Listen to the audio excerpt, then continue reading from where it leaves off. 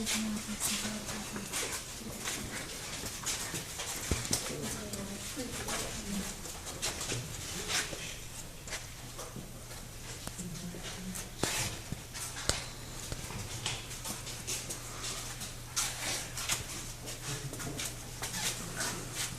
so as everybody comes on up through this area, you start to see a lot of really large formations on your left side. These are stalagmites, which might reach the ceiling someday. So they grow from the ground to the ceiling. This massive one that I know everybody can see because it's so big here, it's so tall, it's about 17 feet tall. It's actually one of the oldest formations in the cave. It's about 250,000 years old. And we know that because it takes about 100 years for just a single inch of formation to grow. So that's a very, very long time it takes for that to grow. So as you keep following me down this way, you'll see a whole ridge of these stalagmites. And they all cluster underneath that fissure in the ceiling where the water drips on through.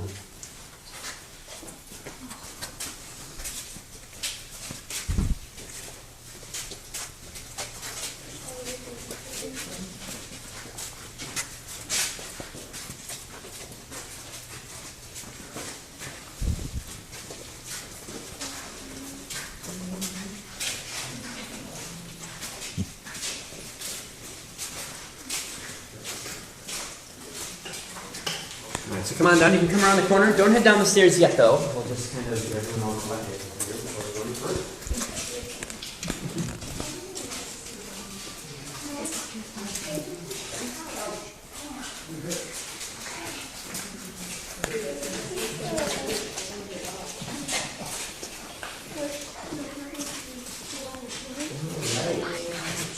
So have you been dripped on yet?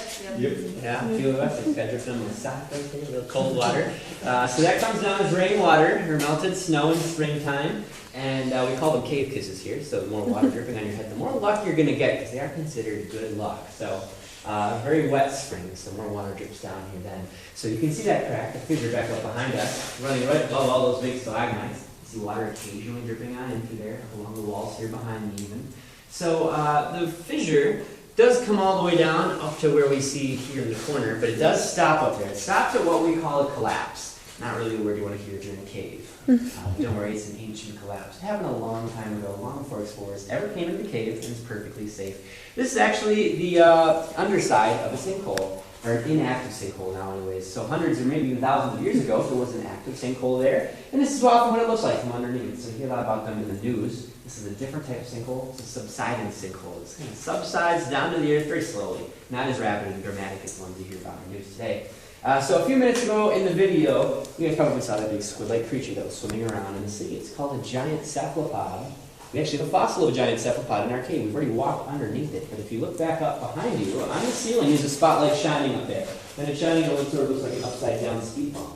Now, if you don't really see it, I'll try to point out my flashlight here. You see the black dot in the center of my flashlight. Follow the black dot from right here. The fossil goes all the way through to right here. This is the shell of that giant cephalopod. This is about 6 feet long, so it's pretty large. Remember, they also had tentacles when they were alive. Now, this sea creature is probably over 450 million years old. The fossil has been there a long time. So, when they were fully grown, these sea creatures could get up over 15 or even 18 feet long. So, pretty massive when they were alive. So what we're going to do is we're going to work our way a little bit further into the cave. The area where we're about to go wasn't created by the crack in the ceiling. This area down here was created by an underground stream that ran through here thousands of years ago after the rest of the cave was already formed.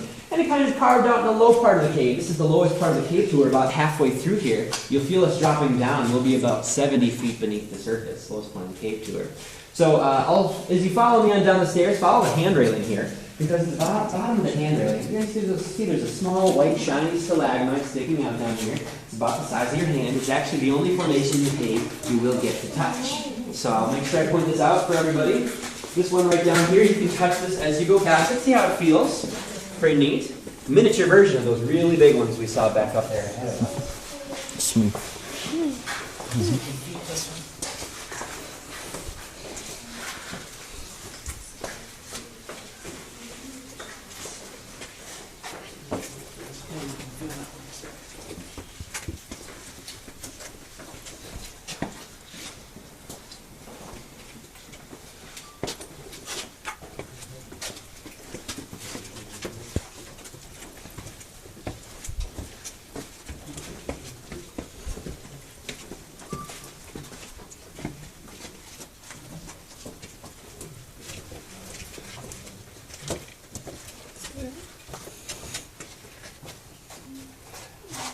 It's bright.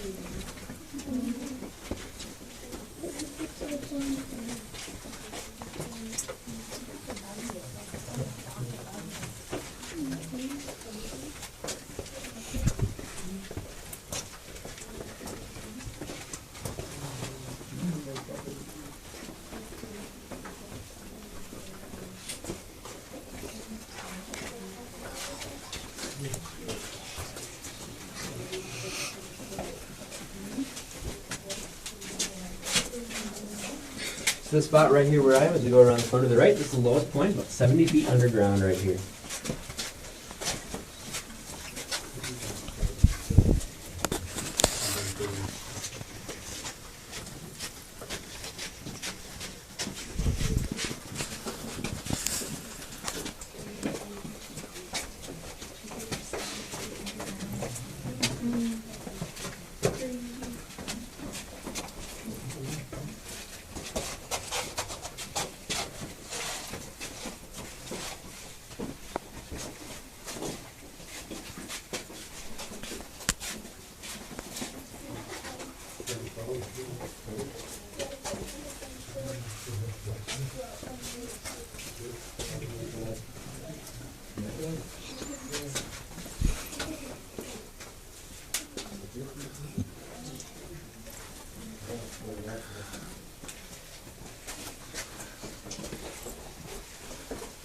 As you come through, you will see a small pond down here actually. That's only there because of the rain we've had this spring so far. And eventually that will dry up. More often than not, there is no water down there, so when it dries up, less rain on the surface, it's going to dry up and there won't be a pond down there anymore. So you guys, as you come through, you'll see a little bit of water standing down there. So get a good look at that. And once you do, follow me up a set of stairs. There's still plenty of cave to see on the other side of the stairs here.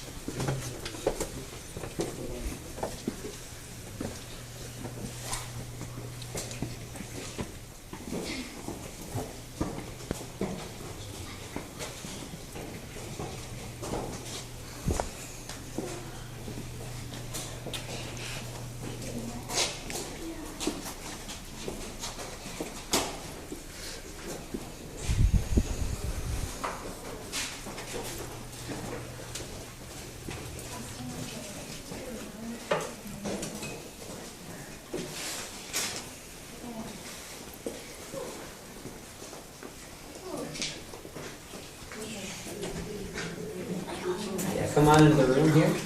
We'll get everybody all the way in here before we go any further.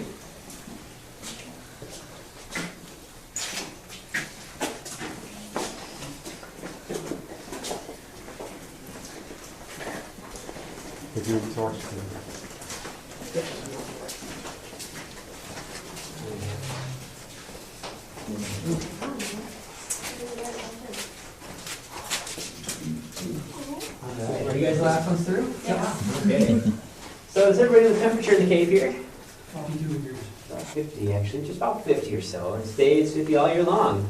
So if you ever come down here in January, it's actually warmer than it is outside, so it's pretty nice. And then on a very hot day, it's kind of humid out there today, but still not as bad as it gets sometimes. 103 degrees it was last summer in July, I think it was, for a few days. So 50 degrees in the cave feels very, very nice. What about animals? Do you think you'll be seeing any bats or anything like that in the cave today? Not sure, yeah. You doubt it? Actually, you're right. You won't see any animals down here.